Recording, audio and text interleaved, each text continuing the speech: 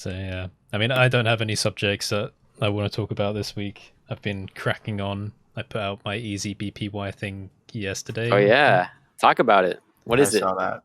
So EasyBPY is a project which is basically a single module that you can either install into Blender or use for your add-ons that makes using Python easier for Blender. So the Python API for Blender is good, but it's confusing for people that have never touched either Python or Blender before. And even people that are good with Python still find it confusing because it's not been designed to be usable. That's a bit of a general claim. So what I mean is, like, in modern game engines, for example, they have APIs that are very English, like in nature, like get object, do this. It's like full words to do things. The Blender API is not designed that way. It's very much based on code paths. So everything you do, you need like a path for it. bpy.data.this, and you need to like search through things. And that's confusing for people because now they need to memorize the exact paths. And once you do it enough, that's okay, but it's not ideal for newcomers. And then there's some like weird inconsistencies. So say you want to get like the name of an object, you can do bpy.data.objects, the name of the object, .name, right? So name is the child. But if you want to get the materials assigned to an object, you have to do something really weird. You have to go bpy.data.objects, give the name, .data again, .materials, .items, right? And then brackets. That returns a list, but that list doesn't give you the list of materials. It gives you a list of other lists, which contains the name and the material reference. And you're like, if you are brand new to Blender, that is ridiculous. Like, how are people supposed to understand that? So EasyBPY has been designed to simplify that. So you can literally just do get materials, provide the object, and it will give you the material references. So it's just basically like 100 and growing functions of simple, plain English things that make it easier for people to use Python in Blender. So yeah. Nice. That's awesome. Nice. That's awesome. And it's supposed to be like a collaborative project, but I have to approve all the changes. So it's been nice because even though it went up yesterday, we've had about, I think, 3 or so people that have already started actually digging into the code and proposing things. So I think there's definitely a demand for it, which is nice to see. So yeah. Cool. Where can people get that? So they can get it on Gumroad, gumroad.com/l/easybpy, or one word, or it's on GitHub as well.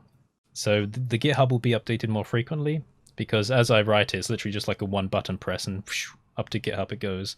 But Gumroad will be updated every now and again. When there's like enough new functions, I'll just change it. And then I'll probably send out an email to those people as well. Good stuff. Anyone else have anything they want to talk about project-wise? Well, it was exciting. I don't know if you guys saw Skywatch, Colin Levy. Oh, yeah. His film. I heard that recently it got picked up to be a TV show in conjunction with, whose production company? Seth MacFarlane, was it? Seth MacFarlane, yeah. Right. Yeah. So I know he wanted to make it into a movie originally, but I mean, it's cool that he'll be able to go on with it at all. Was that the one where they got Jude Law in the short? Yeah. Right at the end. Yeah. I think that helped them a lot too. Yeah. It would be interesting to know how much that really helped them push it out, but a lot of people I think latched onto it because of that. Yeah, watching it, like you're like, oh yeah, this is a cool kind of indie thing, and then he just appears, and you're like, oh wait, hold on, how did that happen? Yeah. Yeah. I think he released a video as well on how he got Jude Law on, which is a fun watch too. Yeah, he has a lot of good behind the scenes for that. Yeah, it's a Kit Bash 3D game day weekend. Is that right? Happening from Friday up until today. I think Ian Hubert was supposed to be giving a talk. I think started an hour ago, so maybe it's still going now. That's pretty exciting. Really cool stuff. I also like that it's all on Twitch, so you can just watch it back or watch it live. That's cool. What's Ian Hubert doing now? Is he still working on his film projects? I think he's working on what is the name of the Dynamo Dream? Yeah. Yeah. Interesting. And it's been putting out a bunch of little clips of now I'm blanking on the name of it, but just like a racing. It's kind of like pod racing. And that's pretty cool to watch. It's literally just people sitting on a jet engine. Yeah. Nice. Yeah. Just caning it down this road. Yeah, it's been good. Yeah, those it's fun worlds to he's watch. creating look really cool. Yeah, I do hear he puts quite a lot of stuff out on Patreon as well, apparently. I mean, I've heard Chip Waters sing praises about it. So I suppose if anyone's interested, that's worth checking out. He's got some really good assets always coming out as well. It's really good to actually look at the assets and how he's done it, because from afar, they look on point. But when you get up really close, you're like, this is rubbish. But that's the whole thing, is that if it's a background item, you don't need that, super fine detail of everything. Yeah. So I think really good. That's where like he really shines, is he knows exactly the amount of work that he needs to, like, because he knows what shot he wants, and he knows where all the elements are going to be, and so he puts the exact amount of detail he needs and nothing more to make it look just amazing. That's why he's able to crank out, one man amazing pieces of work. Yeah. Background stuff never needs to be that detailed, especially if you're using motion blur and stuff. It's just never, you don't see it. It's never in the camera for that long. It's never in the frame. It just, even my team, like we had a few teams start, and one of the teams was building everything, and it was just like, why do you do that? I don't understand. Like, you're never gonna see it. Because maybe like later on they're gonna want. No, if later on they want to see that, then they're gonna pay us to build it. It's not, it's not gonna be seen. So visual effects companies have always been a little bit traditionally bad at judging, like how much they should and shouldn't do, because you see it with like a few recent films that come out, and people will do comparisons and they show, look, I made this and this is what's in the film, and you can see. And I think one of them was Blade Runner as well, like so much time detailing all these like greebly structures and whatever, and then it's just like volume slider all the way up and you can barely see anything. I remember Blender Guru like tweeted or retweeted a post where it was like the CG artist made all these little minute details, and then the compositor comes in and takes it all away. So it's so funny, but I mean, that's what the thing I love about watching Ian's stuff is that he's spot on. I mean, this is how you should work. You work to the storyboard, and if it's not in the storyboard or if it's in the background, like, who cares? Just make it representative of that thing, and do it that way. Because why spend the time building something and wasting all that money and that time when you don't need it? Your brain, it's amazing how much our brains fill in the stuff that's missing. Up close, you're gonna notice it and be like, what the heck is, like Markham was saying, it's like, that's crazy. You couldn't go close to that. But if it's in the distance or the midground and there's enough blur and the camera's flying by, in his old videos, he'll just take a cube or a stretched cube, won't even bevel it, will do nothing, take an image texture, project it, render it, and it looks completely realistic. It's like, I don't know, less than 50 vertices for some objects. It's like not complex at all. And that surprised me, because I never really considered doing things that way. So I'm finding, because for work, we're using the Godot game engine. And so obviously everything's going to be low poly. I was just taking photos of everything and just UV unwrapped, like really basically, and it's just turned out on point. It's so true. Like, if I mean, texture images are always going to look better if you can shoot stuff in now in smoke, but in overcast skies where the lighting is nice and diffuse and even. You can fake everything. I mean, it's just incredible how much detail you can throw into something and make it look really great.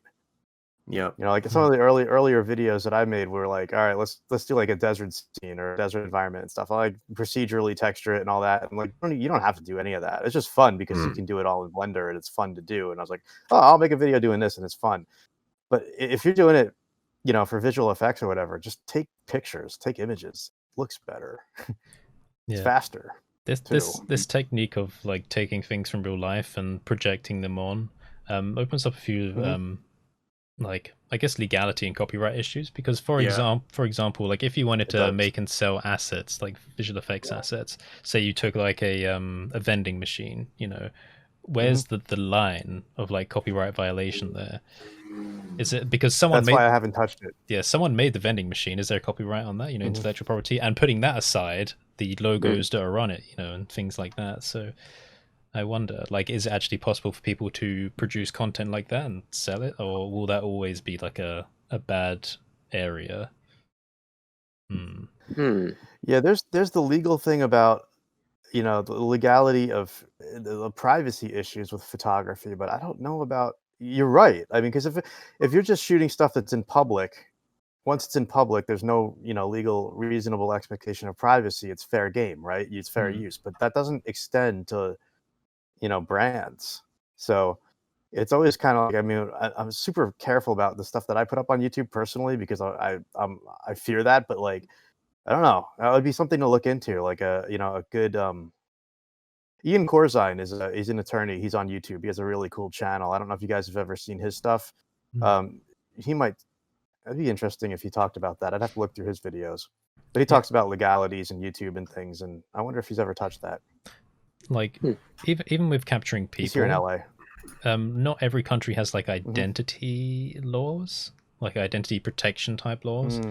So imagine if, like, you know, CG Matter went running down the street, just took a bunch of pictures of people from different angles, and then sold, and then sold that online. I wonder what the legality of that is, because, you know, there's no copyright on like an identity, but, you know, privacy issues, yeah, I suppose. Identity issues, some countries have laws protecting that, not all of them do. So yeah, I wonder if there's going to be like some legal catch up as like maybe some of this technology progresses. It's kind of like patent trolls going online looking for stuff like that, like what you just said. But, you know, for privacy and for things like that, I mean, wow, that could open up a whole. We probably shouldn't give anyone ideas. Yeah. All right, carrying on that conversation, do you guys know about Hide the Pain Harold? Who? Hide the Pain Harold is his name. So No. Hide the Pain Harold. So he's basically a stock photo that's become a meme, and you might recognize his face. I'm just trying to get it here. I've seen that dude. Okay, this guy's face. Yeah, do you recognize him? Yeah, but from a different picture, not that exact one. Okay, so basically his face has been used everywhere for meme purposes, right? But that's okay, because he's basically signed those rights away for stock photo imagery. But indirectly, he's become super famous, right? And he actually ended up doing a TED Talk talking about it. And the problem is, I don't know his real name. But I'm sure that if you spend a few minutes looking it up on Google, you'll find it. But it's interesting, because this is sort of breaching into what we're talking about. That you may not have control over like your own existence if you suddenly get translated like into a digitized state for whatever reason, entertainment. There's a YouTuber as well called Internet Historian that takes Hide the Pain Harold's face and uses it as his avatar, like inside of videos. So like it's taken someone else's face and is using it as his own face for comedic reasons. Wow. So, yeah, it's interesting. Strange.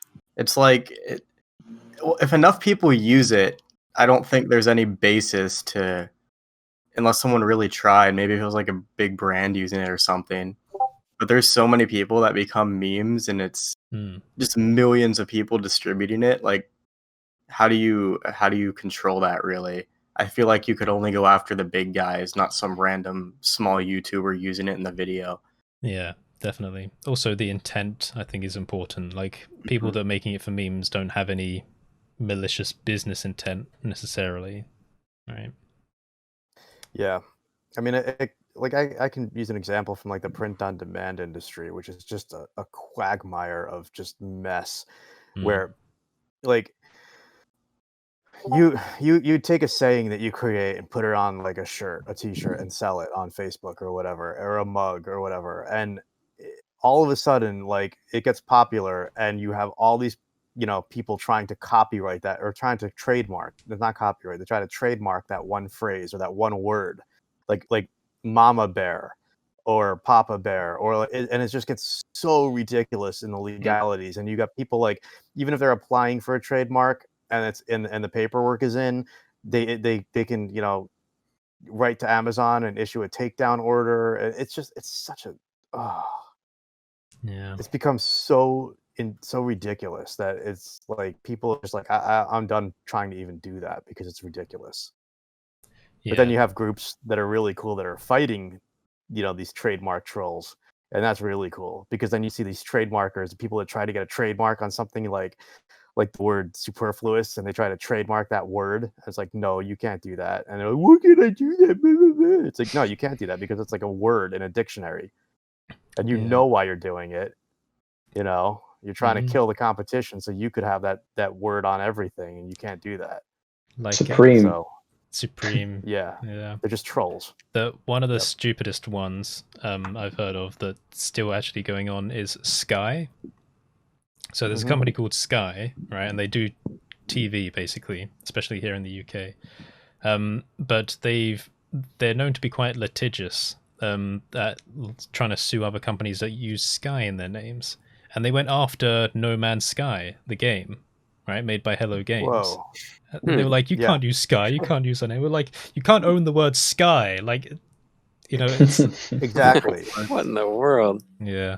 Yeah, and that's money. exactly what's happening. Yeah, I mean, it's happening so much. You just have no idea how much it's going on. And like, yeah, they get litigious over that word. It's like, no, Sky, like Sky Vodka, like they'd probably go after them. It's like, no, you can't, you know. But then Sky Vodka could probably come back and be like, no, we use this in commerce first, and then that could turn around on them. So they're playing a really dangerous game with that. It's so stupid. So extending that out to our industry, it's like it's not a stretch to see that happening at some point with, you know, with faces and with you know,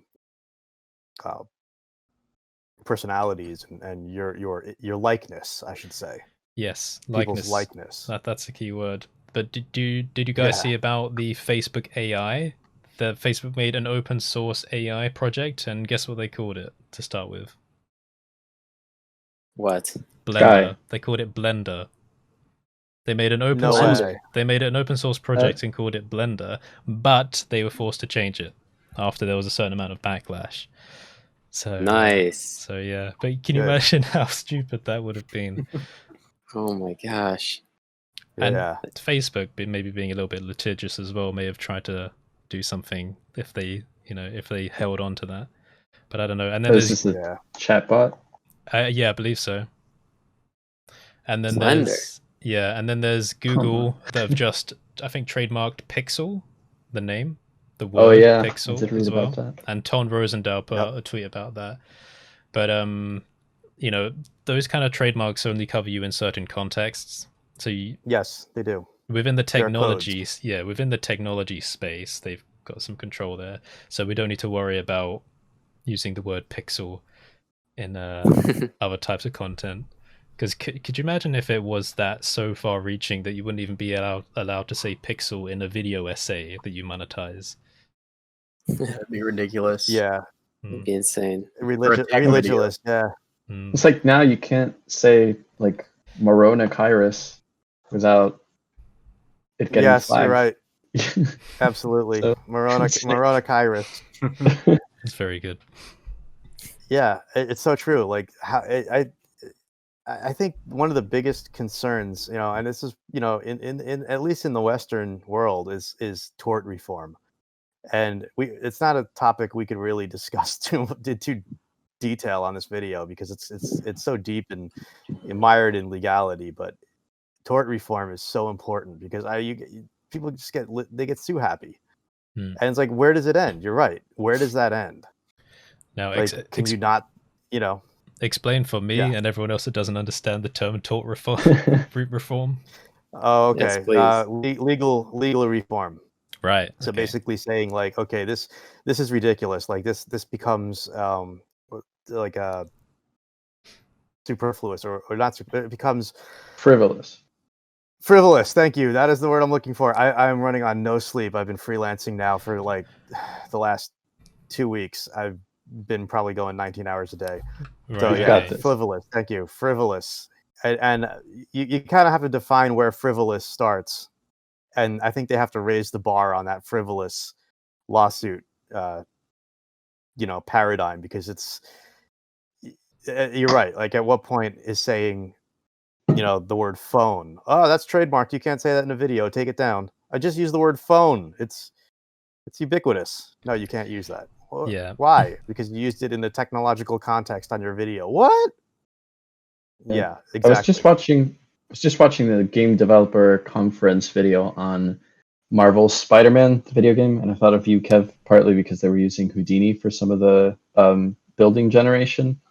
Admittedly, cool. I didn't finish watching. Yeah, it was really cool. They were using they had the system of imposters, so they would create buildings that were very low res, and if they were outside of the nodes in which the character was in, the nodes being like different parts of the map, then they would just render the low poly version, and as the player approaches, it would generate the high res version. So that kind of blew my mind. But to tie it back to this, I was wondering, and I didn't finish watching the video, but I was wondering how they could get the likeness of something like New York City, which I'm sure like the Empire State Building and all these other places aren't, but they are trademarks and landmarks. And the city itself, like, can you copyright a city? Is that where we're heading? That's a really good, great question. I've heard conversations about this before. I don't know exactly, but I know that there are, like, buildings do have certain copyrights and certain usage guidelines and things. Like just the Empire GTA. State might be one of them. Yeah, like GTA, the latest one is. I think we talked about this in a different podcast too. It's got all these very real landmarks, like up to that Lamborghini. I think, Curtis, you were talking about that. Yeah. So I wonder who they have to ask permission for in order to get the likeness of a building, or even get it just like exact on the money, or if it's just mostly just public domain, given that it's in the public eye. I don't know. In London, it's interesting because we have some laws to preserve like the London feeling, right? And they're called sightline laws, but this is for like aesthetics. So the law states that from certain positions in the city, you need to be able to see clearly other landmarks in the city, right? So it'd be like, oh, in this part of this park, you need to be able to see St. Paul's. So they have these sight lines that go out, and there's a map somewhere, I think in a museum, you can look at, and it shows all these like red areas where the sight lines go out, and you're not allowed to build buildings up there. So this is, I guess, just an example of laws that are like trying to preserve an identity of a city, because how do you define an identity of a city? It's constantly changing. Yeah, it's interesting because I don't think I've necessarily heard of something like that elsewhere, so I was quite interested to learn about that when I first heard about it. That's why the Shard, which is the tallest building in Europe at the moment, I think, is this weird like spiky but faceted design, because it couldn't be just a square building, because it's in the middle of some sight lines. It has to be chopped up in a certain way to make it like fit just within. Clever. I love that. Wow. And then that kind of makes me wonder, like, if they're trying to preserve sight lines in real life, and more cities are being brought into virtual games and whatnot, will that cross over as they preserve the look of their city in those environments? I wonder. Yeah, because technically you can make the argument that like a city in a fictional world is still a city. So you can imagine like some weird proletarian people somewhere going, well, I think we should make sure that we enforce sightline rules inside of fictional worlds anyway, because it's our city. It's like a blah, blah, blah, blah, blah. So Right. Someone like in America may unknowingly break a rule in like the UK just by putting a watchtower somewhere between a road. Yeah. I know there's some video games and films in which they removed the Twin Towers like shortly after, right before release of the game or the film or the show. So it's interesting to think about how, like, what gets omitted and why, and who gets to say, you need to pull those towers out or you need to remove that landmark. And now, like, even with Confederate statues getting pulled down around the States, and elsewhere. Like I wonder how that's gonna, like it's reforming and changing the our visual landscape, kind of like Jacob was alluding to, and how much is that gonna impact or affect, like the virtual one? Like, is there gonna be a patch fix for GTA that removes some buildings or some statues, or Yeah. Will that lead to like an underground patch download or patch fix where you can just have buildings in the game that you miss? I guess this is a bit like what Kev said with tort reform and that, where there should be a certain amount of common sense involved. I mean, for us anyway, in our kind of democratic societies, we mostly hold that creativity is something that's allowed to express itself, right? So you're allowed to modify the real world however you see fit to tell like a fictional narrative. But I can imagine certain countries in the world that would be not as free with that. Maybe that hold some buildings or some areas and some like religious, super regard there, where you're not allowed to deface it even in a completely fictional world. Yeah. So it's like I guess it's a weird area where like common sense crosses over with. I don't have a word for it. Not belief necessarily, but like regard, high regard. If that makes sense. Mm-hmm. What does the back of the Taj Mahal look like? Does anyone know? That's a great question. I flew over it in flights. I don't think there's a back. I'm genuinely curious. I've seen pictures of like, if you look wider from the Taj Mahal, I've seen like pictures of like trash and stuff near it. Like it's not what it looks like in photos, but I don't know if that's true, if that's all the time. But I was in a call with Charan from Just 3D Things. Lovely creator, but he's from India. Yeah, he's awesome. Yeah, and we I was playing Flight Simulator and we flew over the Taj Mahal and he was pointing things out, and it's exactly as you say. It's like this really delicate, pristine, like boarded off zone surrounded by absolute urban chaos and like a river going through it, and it's so densely packed as well. So it's just like this diamond in the rough, quite literally, But yeah, it's interesting. This is interesting. Yeah, when you only see the world through pictures, and those pictures are only what's in frame, right? And you move that camera slightly, and it's a whole different. It's like the pyramids of Giza. They're always photographed. It's like majestic, really cool things, and then when you like zoom out, you see like the city all around it. You're like, what? Yeah, it's like just don't turn around. Exactly. Yep. It's like, oh, marvel of the ancient world, and then you like pan the camera, and it's like, nope, there's a building with 18,000 satellite dishes on it. It's like, what? It's funny. Yeah, it's man. But I as content creators, this is really, really important to all of us, because as we move into YouTube and doing these pushing out our own content, we're not attorneys, and we're not versed in the laws of all of the different municipalities that our content is going to be shown in. So at what point are we protected versus exposed to 18,000 different municipalities and and all of their different statutes? Yeah. Because our stuff is all over. I mean, you can open up YouTube anywhere on the planet where you have an internet connection and see it, right? And you can be viewing that from that municipality. So where does do we have protection in the municipality that we created, and does that extend out to every other municipality, or are we subject to the laws all over the planet? That's why we have to put all these disclaimers on our websites now. If you have a website, you have to put like a million different disclaimers on there, because you have to appease every single different law that's in every member country of whatever country you belong to. It's having the cookie pop-ups and all that other stuff, which is fine, but because Europe created this law, now I have to do that on my website.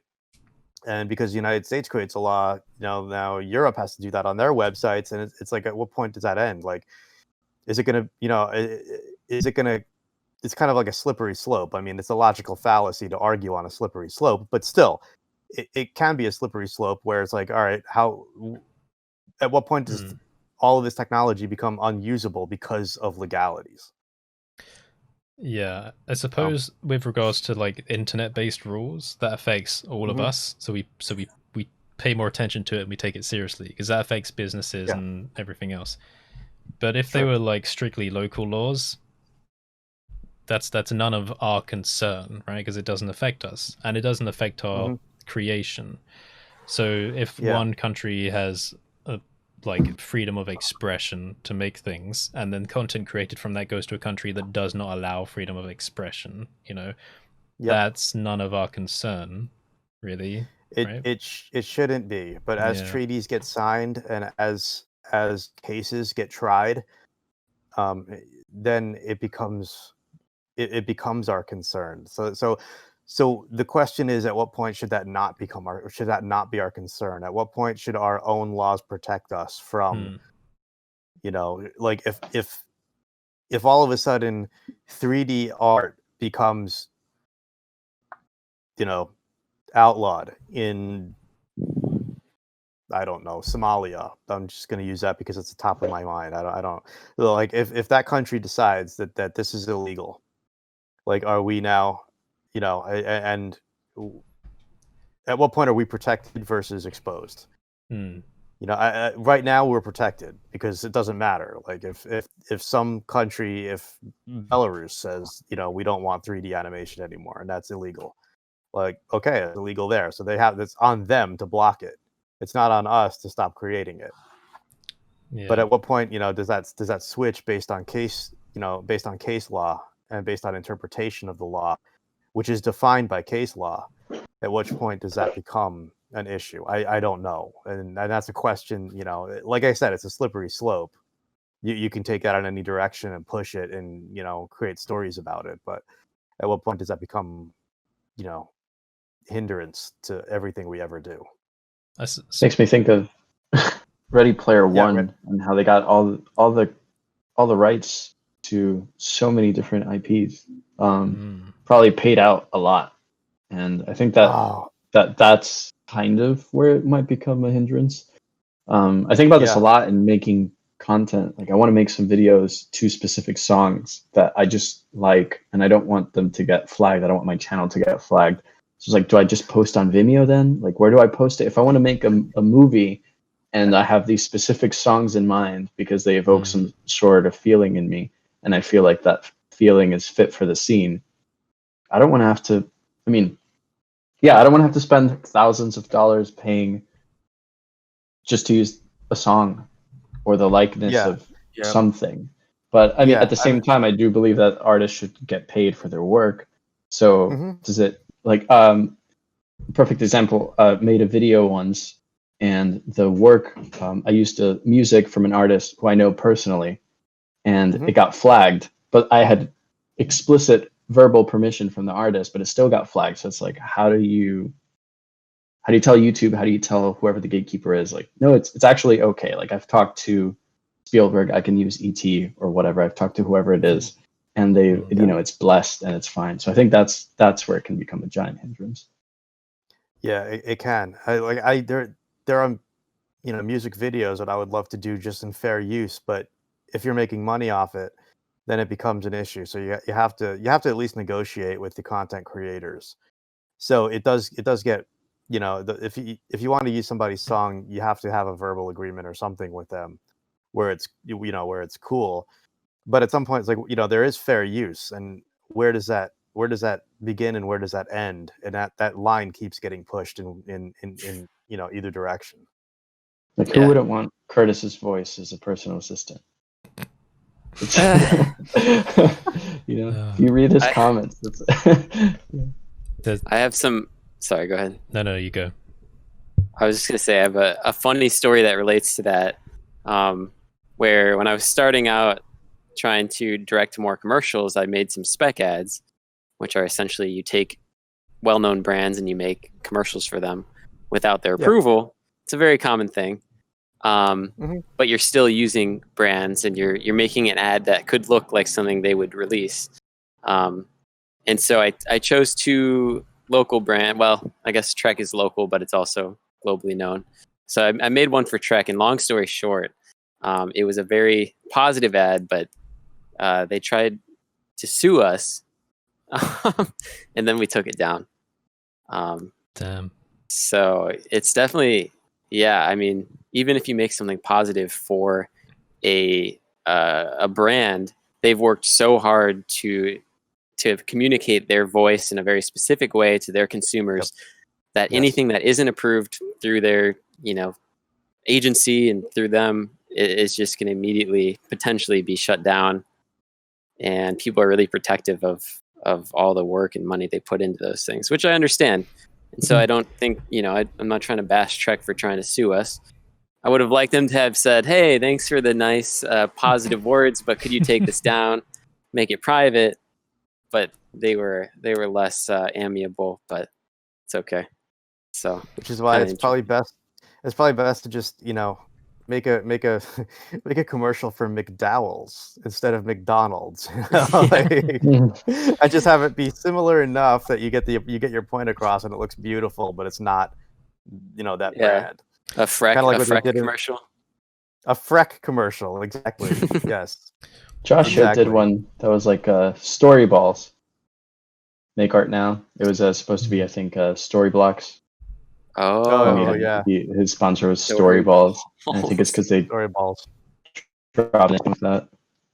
Yeah. Jeez. Like just do that. Yeah, and that's clever. All legal.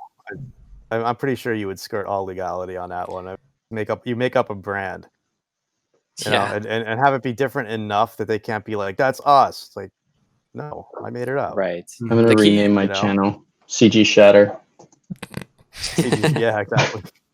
Just a simulation channel. That'd be great. No, right. Imagine trademarking CG in like YouTube profile names, so you could just take down the entire community. Oh my god, you really would. Yeah. But talking about like Trek wanting to sue, like I can just imagine that there are all these companies hiring legal teams, and most of the time they have nothing to do. And you can imagine those people getting worried, like, oh, if we're not doing anything, then what's the point in having us around? So when they find something that's actually relevant, they'll just go full ham on it and attack it. Sure. They're probably not trademark trolls. Yeah, it's true. Yeah. Maybe that's what happened. I'm not sure, but oh well. There are I've got lots of medium to small musicians that I love listening to, and I would love to make just weird music videos for some of their work, but I just can't be bothered to go through contacting them. It's not them necessarily that I think the problem lies in, but them telling whoever they're using to distribute their music that like something's allowed, because some of these companies are a bit hard to get in contact with. Some of them are really easy, but it's definitely not a clean system with YouTube, because I had a bit of trouble with one of them. I'm not going to say who they are, but they didn't have a good vetting process, so someone was registering royalty-free music on it, and it didn't flag up with them, right? So they were just like, yeah, sure, we can register that, and then they started trying to take down everyone's videos that was using this royalty-free music just because some client that they took on tried to register it, and that shouldn't be allowed to happen. Like Google shouldn't just be able to let just a random company go, yep, that's ours, just like that. So it is a bit of a broken system. Yeah, YouTube, they don't want any litigation. So if there's Amazon is the same way. They don't want to be bothered. So if you're a small creator, and most of us are, even those of us, with 150,000 or 200,000 subscribers, we're still small. Compared to their people with 15 million subscribers, like they don't care. If it's going to cause any kind of headache, they will err on the side of whoever has the most money legally, and they'll just be like, nope, take it down, or they'll just flag it and take it down. I'm sorry, Arturo, you were going to go on. I'm looking up. I know Facebook just recently changed their policies, so it makes it nearly impossible to sue them. So that's kind of related, but prior to that, I was going to mention for work, we had a video.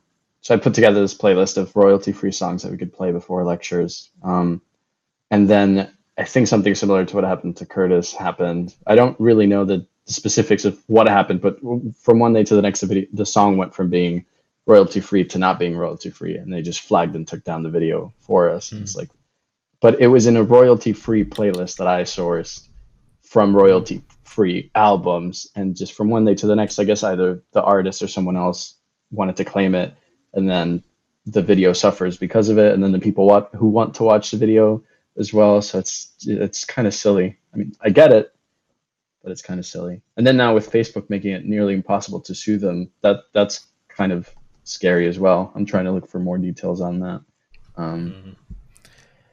As a musician, maybe I should just write a bunch of stuff, and I'll create my name. I haven't figured out what I'm going to call myself yet, but and then you guys can all use it, and I'll be like, nope, I'm the content creator, and you can use my music. You get my name out there. You guys can use all the music you want, and it's fine. But I have to write it all first. Exactly, something like that. Yeah. You can all use it, and I'm totally cool with it. And anybody comes back, anybody flags a video, I'd be like, nope, that's fine. You can't flag it. Kev Beats. Kev Beats. Yeah. I don't write beats. I write by whole songs. Yeah. I'm not like a beat writer. Like I actually write whole songs. So, I could write beats. I always thought that was kind of funny, beats. I'm like, yeah, you can beats that somebody else could take and do something with. I'm like, that's cool and all, but I don't know. I've always written songs. Yeah. Just full on. Nice. Chorus, verse, chorus, bridge, verse, chorus. Yeah. Call it a day. Guitar solo. No one does guitar solos anymore, but guitar kazoo solo. Kazoo solo, exactly. I think Weezer had a kazoo solo somewhere in there. Add a bit of banjo. Kev, I want to hear you singing. Yeah, I'm not very good at singing. But do you have any music online? I have to find it. Well, we have to stalk you. I can't say without outing my full identity, but it's but it's out there. It was right. I did get a song on the radio. My band did years ago. It was funny. We're in New York, so probably nice. 2 million people heard it. But yeah, I don't out my full identity. We're gonna end up finding a really old picture of Kev from the 80s with long hair and face paint. Yes. Yeah, blood coming out of my mouth and a bat head lying on the floor. And I'm the original. I'm the original Morona Kyrus. That should be the band name. I should think Ozzy probably created Corona. No. Yeah, it's but I have, and that was fun. I can send it to you guys privately. Yeah, at some point I'll use my full name, and then it'll be whatever it is. With all this stuff we've been talking about with copyright and whatnot, I wish it was a respect system where we're releasing for Blender recently lots of decal packs and assets in our course and things like that. Mm-hmm. And I just say use it for whatever you want. Just don't redistribute it and sell it as your own. That's just a dick move. Yeah. It's you want to use it in a commercial game, go for it. Just be respectful and mindful. But then you get people who just download your assets and then just sell it as their own with no credit at all. You're just being an asshole at that point. I wish it was more of a respect system and people, you know what I mean? Yeah, I completely agree. Because as you know, I distribute loads of different types of resources, a lot of art ones and all sorts. And I see it a lot where people will take the resources, they'll immediately grab the render, the default render, and then just re-upload it. Yep, that's happened to me a lot, and I just don't even bother going after it. They're gonna do it if they want. Jeez. Yeah, they'll do it. But I see it, I see it happening, and I'm like, does it really take that much effort just to write Curtis, just somewhere, not even the full name, just maybe even just a C? And I'll have no issue at all, 0. Yeah, and just because you're being respectful to me. Yeah. My opinion of you is there's no credit. I've just lost. You've lost some points of respect from that. Mm-hmm. It doesn't take much effort. That's all it is. And I feel if I did something like make music, attention is invaluable, right? I mean, you can pay for advertisement to get people to look at your stuff, but that's not genuine. If you let people share your work around and they actually enjoy it, and then they share it with their friends and other people, that's a very genuine form of gaining attention, right? Mm-hmm. And you can't buy that necessarily unless you have some really super complex campaign going. But that's something that I think maybe people sometimes neglect. Maybe I think the music industry is neglecting that, because if people were allowed to use music freely, you'd have all these creators coming up with these amazing music videos, giving more attention to the song, right? And probably increasing direct sales. So yeah, I feel like we all feel kind of similar about this in this community because we're used to sharing things so much. We're more open to other people taking our work and using it. But the only thing that you ask for in return, because you're not making money off of them using it, is just give credit. Like, it doesn't take that much effort, does it? Yeah. So yeah, I saw It really does. tweet recently where it was somebody who, for the sole knowing that their video would get reposted and stolen, included a one frame credit. So if you actually watch the reposted video and you pause it at the right moment, you'll see the person who posted it originally. And I thought that was really funny and clever. But I agree with that 100%. I would love to see more remixing. Like, I'm such a fan of that, and took this technomusicology course that covers the history of technology and music and the hybrid use of like beats and remixing and sampling as well. And I feel like we would be, I don't want to say nowhere, but music would be really different if people hadn't if Jay Dilla and others hadn't started sampling and adding samples. Like, what would a Kanye song be like without samples, or what would a Kendrick song be like without samples? It's not to say that it would be any worse, but it's kind of like a digital history in some way. Or not necessarily digital, but it's just like a nod to something. Like if you couldn't do what is that, like Tarantino dance, and what is it, Pulp Fiction is not actually a Tarantino thing. It's kind of like a nod to a different movie. It's like, if you couldn't do things like that, like, where's the fun? Yeah, this is like where Easter eggs come into the conversation, right. I suppose. Because if you want to provide like a little Easter egg to something else, technically, is that copyright infringement? But, it only really matters if they want to chase it up. Say, like, if you had Baby Yoda in your film somewhere, like in the background. Okay, well, that's not your intellectual property, but it's there, so what happens there? Like, there's no rule protecting specifically Easter egg content. I mean, there's fair use in that, but yeah, it's just whether people want to be an arsehole about it and litigious. So yeah, it's even more frustrating is it would be if you made the model and just for the purpose of having it as an Easter egg, and then it still gets flagged some way. It's like, well, his eyes are a little bit closer together than actual Baby Yoda, and I made it myself. Yeah, that's frustrating. And then it comes down to likeness and intent. Intent is huge in law. It's just huge. Yeah. So intent is almost everything. But yeah, I mean, it's like if you're gonna not give credit and take somebody else's stuff and then sell it, you're a pirate. I mean, you're a criminal. That's what and you then are. ask for money for it. Asking for money for it, selling it, you're a criminal. Yeah, donate, please. Like, let's host everyone's courses up on this website and have a donate or buy me coffee button. Appreciate you. Donate to what? Yeah, donate to your criminal. Get a job. Like, I have a big issue with that because and the people that host the sites don't. They think they're entitled to people's creations. They think education of all sorts should be free. Or in reality, if people weren't getting paid for certain things, that education wouldn't exist in the first place because they'd go do something else to make the money. Yeah, I call it a Robin Hood complex. They feel like a hero. They're like, I will do this and put this here, and you should praise me because I'm the hero that's done it. So donate to my PayPal. It's really entitled. Yeah, exactly. And all you're doing is really hurting people who are not. They think we're rich. I'm like, yeah, okay. Like, if you're sitting in, I'm going to use Somalia as an example again. I apologize to anyone watching this in Somalia. This guy in Somalia. Not a dig on your country. It's just this is no sleep and the first country that comes to mind. I prefaced it. Like, if you're in there and you can't afford food, okay.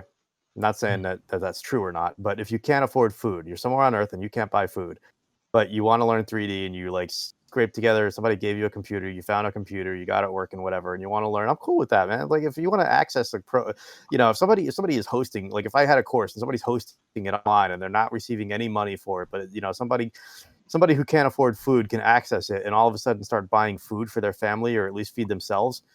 Great. All right. I'm happy to help you eat.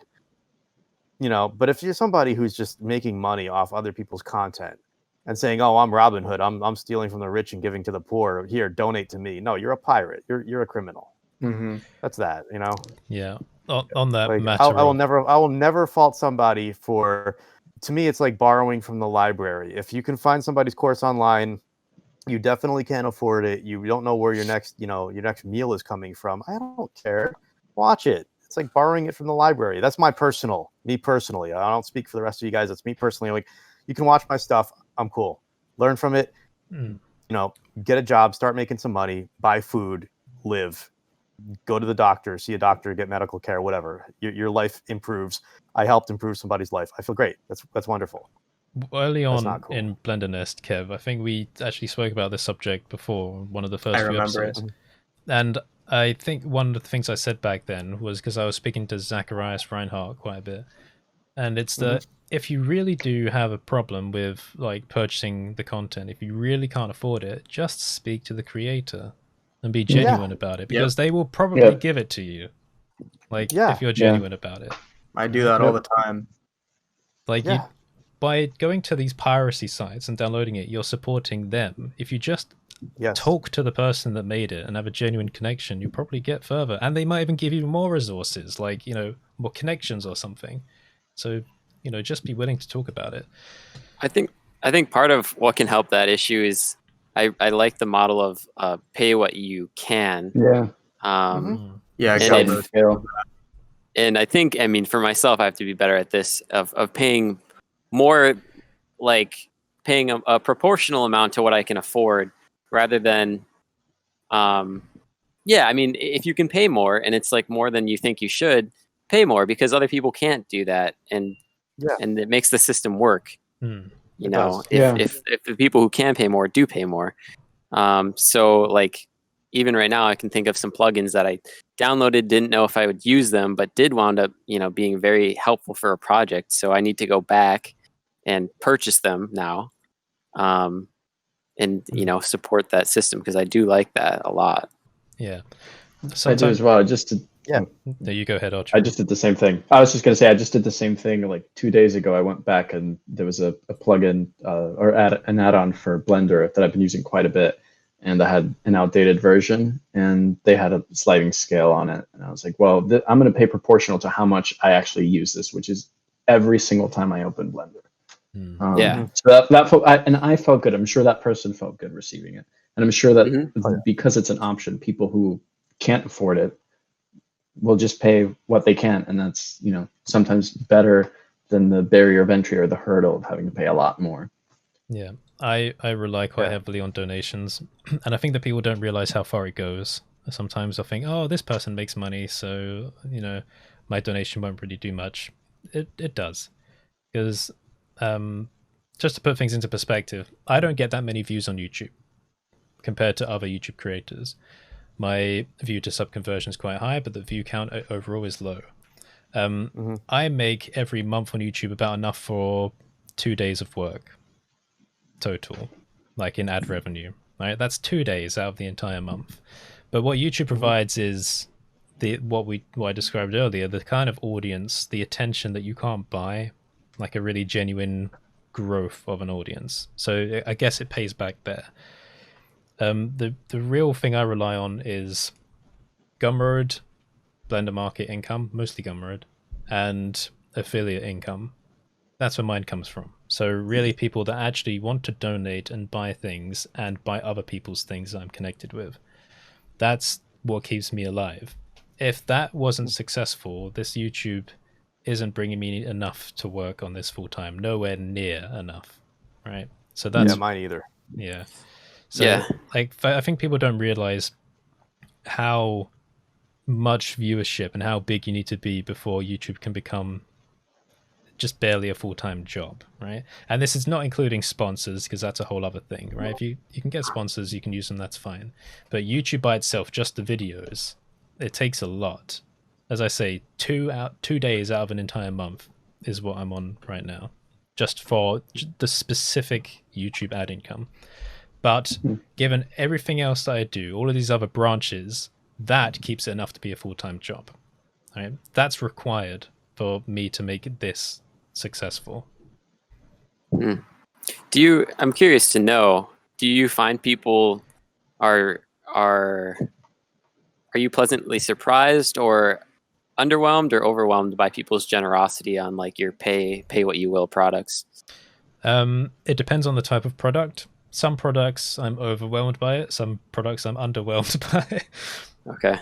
But overall, I would say leaning on the side of overwhelmed, because when people give a sense, I think people have a sense of value for the type of content it is.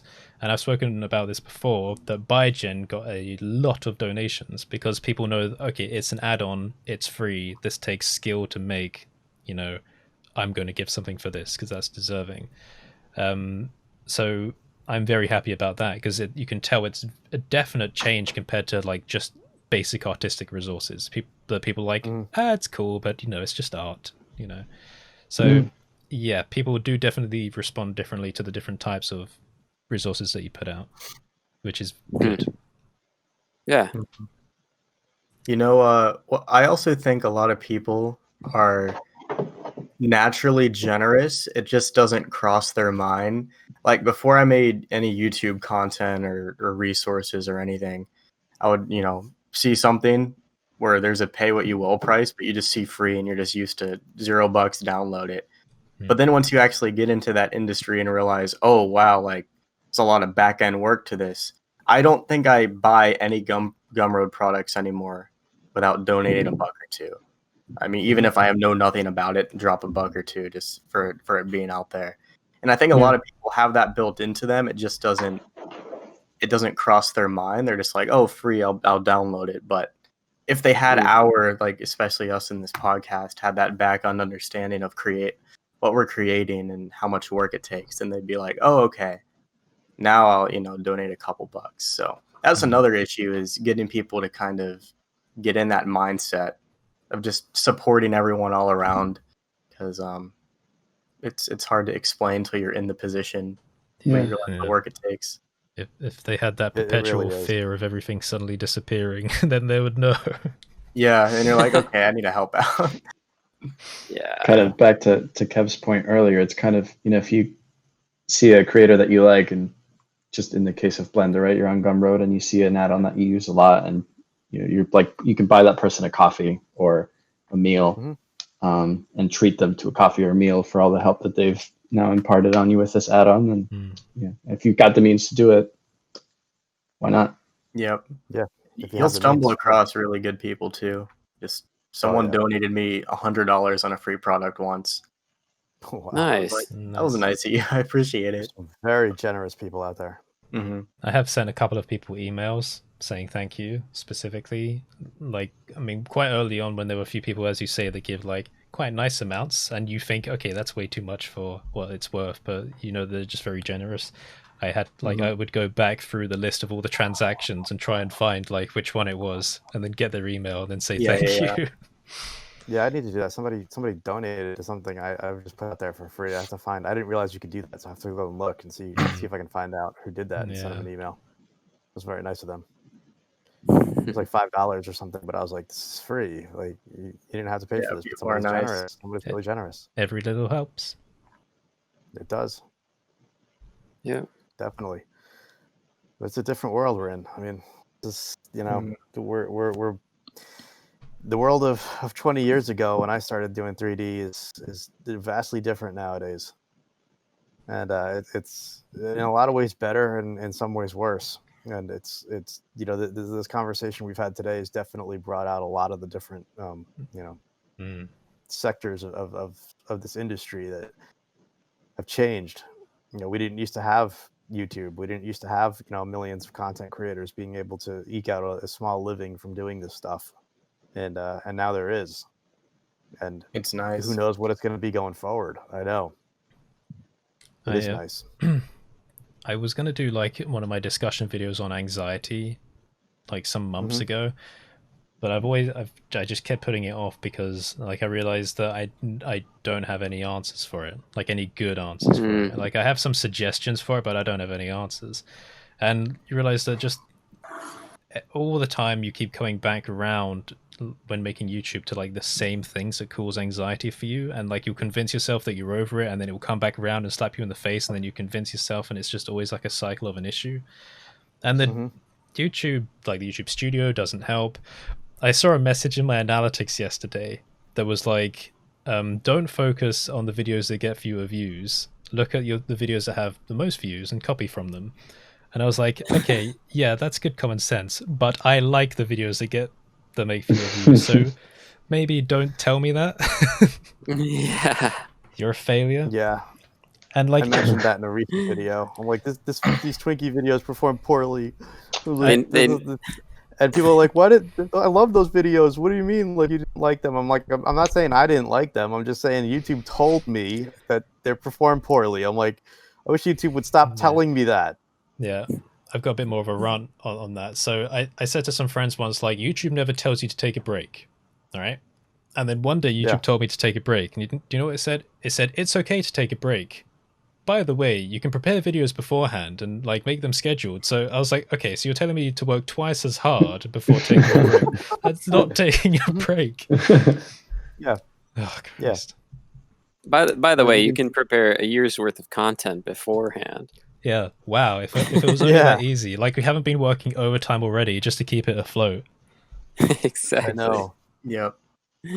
I pushed that video. My last video I pushed out. It was on burnout, and then I was like, you know, I realized after the fact that was a little bit of a clickbait title because I was like, I'm done. But I meant like I'm done with burnout. I like here's how I beat it. But then I was like, oh wait, this could. Did I? I'm sorry about that. I was like, wait a minute. The way I titled it, I'm like, okay, I see where people are saying this clickbait. But I mean, it was an overall 99% positive response rate on that video, and it did pretty well. And YouTube told me it's doing well, and I'm like, oh great.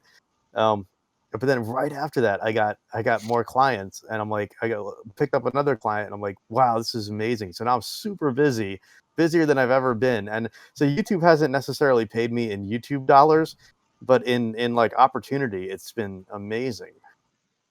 So I've been like picking up clients and working, and it's good. But yeah, there's definitely like I'm tired, but I'm invigorated. I have so much energy, but you know, it's like, I was right at the point where I'm burning out, and I'm like, all right, I'm burning out. What have I done in the past to stop burnout? Let me tell people what I do and see if it helps anyone out there. Yeah. And now it's like I'm triple busy because of it. You know, I think there's a problem, right? YouTube is isolated, so it's what I mean by this is its algorithm only really cares about what's coming in. And I suppose that's a good thing in a way because it's not being too intrusive, and we don't want to give Google the power to start manipulating the world through YouTube. But what I mean is like the content I make that gets fewer views is usually the stuff that gets the best community reaction and like the best vocal emotional reaction from people. YouTube doesn't give a damn about that, right? It cares about like the reactions on the video content, the comments, the engagement, are people satisfied with it on the platform, blah blah blah blah blah.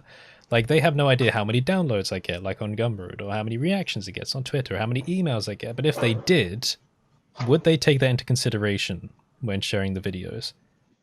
Because like with EasyBPY, right, that I've just released, there's a very narrow audience for that on YouTube.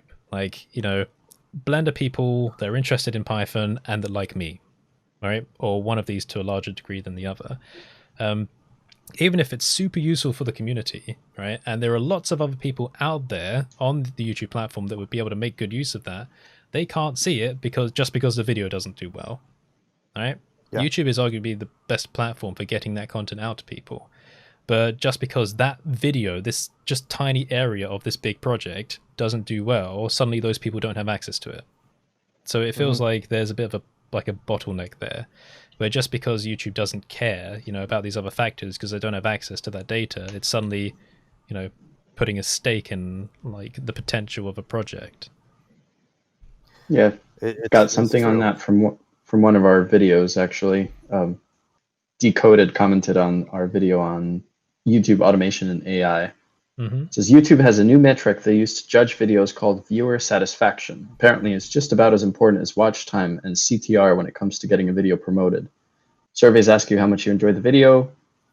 They're one of the main ways they judge viewer satisfaction. They also look at smaller metrics such as the video's like to dislike ratio in order to score satisfaction. How do we, in reference to actual engagement of enjoyment, like how do we feel about that? It's still this new metric. It's all still interior. How did you feel while watching this video? Like your reaction on this video?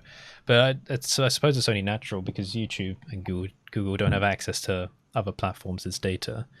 But I wonder if they did, would the content be shared more freely?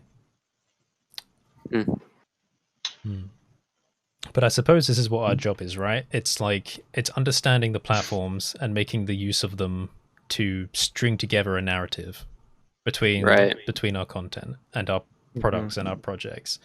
Like that's what it is. I don't think there's a word for that, the content creator, but that doesn't imply like you spend most of your time thinking about the best moves to make on what platform. And you're weighing up all these considerations. What's the best move to make from a business perspective, from a personal, emotional perspective, and stuff like that? That's what you spend most of your time doing, right, and thinking about, and dealing with the anxieties that come with that, and dealing with the repercussions if it doesn't work out the way you expected. And I feel like it's like this quiet battle that people don't always talk about. But it's interesting. Something I would like to talk about more. It's definitely a crazy juggling act, and because like you think, oh, I finish a piece of work or a new add-on, but the way you market that across different platforms is going to vary widely. So then you have the work of how do I communicate this to a Twitter audience versus a YouTube audience, and then that becomes like 10 derivative pieces of work you have to make. Yeah. But still have it communicate, like clearly and cohesively. Some platforms like require not de jure, so not like essentially, but de facto, just like ways that everyone's agreed on, certain types of content presented in certain ways. So with Reddit, for example, images do better than anything else. Because if you're browsing from a mobile source, it's there, right? It's immediately there. Videos don't do that well. Especially if they're like links to YouTube, someone presses on it, then it accidentally opens a YouTube app, and they go, "Oh, Christ!" and they try and close it. Right. So it hasn't been designed for that. And again, I guess similarly with Twitter as well, like there's a very restricted thing. So for every one of these platforms, you have to think about its little quirks and like the best way to present stuff, and even that takes time. So there's all like these hurdles that you don't like.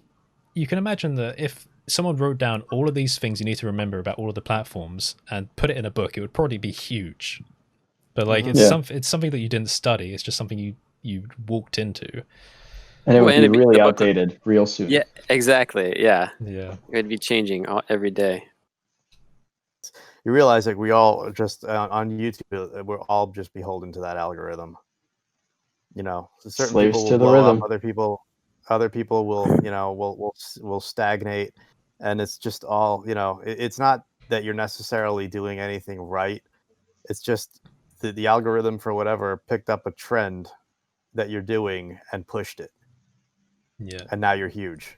Versus like somebody who, that the algorithm has not picked up that trend because you didn't do these 3 hidden things in a row that the algorithm loves. And it's like, it's all just... I realize I've been doing this every video now, but if you're watching this video and you're not subscribed, or if you enjoyed it and you want to hit the like button, hit the like button. If you're not subscribed, subscribe. If you want to drop a comment on something we talked about, go ahead and do it because we do read them and we do reply.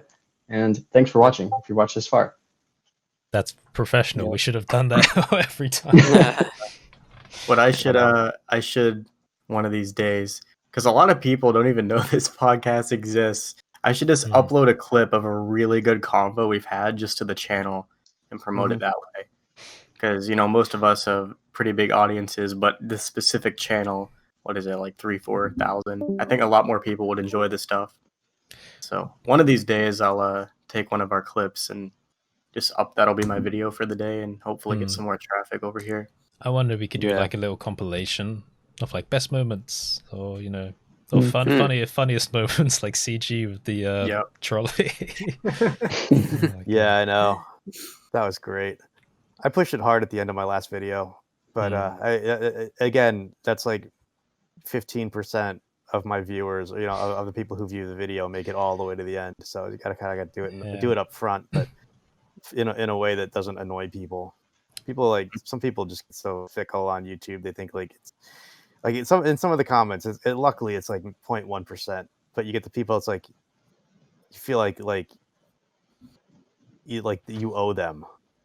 I watched your video, so you owe me now. It's like, I just put my video out there, as I'm happy to do it, but I don't owe you, necessarily. It's like, so like I put it out, you owe me. Yeah, it's like no one like I don't owe you, you don't owe me. It's just like whatever. But, it's not a transaction. Some people like 0.1% out there will comment like, "You wasted my time." I'm like, who are you, and why? I didn't waste anyone's time. You chose to watch it. Okay, I'm not even getting into that. Like, So, but if some people will complain and put you put any kind of advertisement up front, like I've been I've been whatever, I've been clickbaited, I've been bait and switch. It's like, no, Rick roll. What are you gonna say? Rick roll. Rick roll. Yeah, somebody joked that somebody joked on my channel that I feel like I've been Rick rolled, and they they were laughing about it, and I was like, but I didn't link to Rick Astley, but it was funny.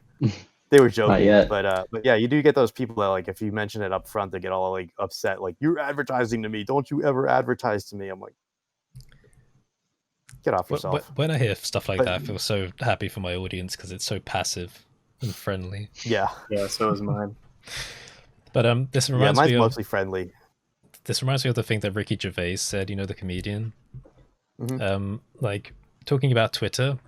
How he just puts out whatever he wants on Twitter, but people get so angry when he says stuff, and they're like, "Oh, this, I don't want this on my feed." And he's like, "Well, you came here to read this. Why are you reading it?" He gave the example that it's like if someone put an advert for guitar lessons out on the street, it's like someone just walking past it and going, "But I don't want freaking guitar lessons." It's like, well, that's okay. It wasn't made for you. Just keep walking. Why are you getting angry at it? just ignore it. It's true. And it's such a small percentage of the population that ever does that. On my channel, maybe I'll get a comment like that once every 3 months or something, and I just ignore it because I'm like, whatever. But it's funny. But I do notice that if I mention something up front, I'll get more of those. But that's the time you have to hit people is up front, because only a small percentage make it to the very end of any given video. So you mentioned something at the end, you're getting so much less exposure than up front. Yeah. I put all my Sketchfab ads. A dance. I put all my Sketchfab mentions right at the end of videos. Yeah. But I do it because I just don't want to annoy people too much. And I'm sorry, but I've just spotted a spider in my room. I want to go and catch it. Don't kill it. Don't kill it. I won't kill it. I'll try and catch it. Model it. Yeah. Photogrammetry it. Yeah. But by the way, just so you know, we've gone for nearly 1.5 hours, so we can end any time. All right. Yeah. Time to go. Bye. See you guys. Yeah. For I real, think for the next video, I don't know when it will come out, but I'll say that it was sponsored by BlenderNest, and then just link here. Yeah. Be like, this video is sponsored by BlenderNest. Nice. Yeah, Where you can get all your. I'll come up with something. Yeah, I'm gonna do that too up front. My next video, I think, and get more people here. Yeah, I mean, 40 people. I think it's valuable. I mean, I will watch it. Yeah, man. Yeah, it's good. You can leave it on in the background while you're using, while you're working. Yeah, that's what I do with podcasts. Work on a model, listen to it. That's what a lot of people in the comments were saying as well. A lot of people like these long form uploads, Curtis. It seems like those are more popular. Yeah, the chapter system really helps with it.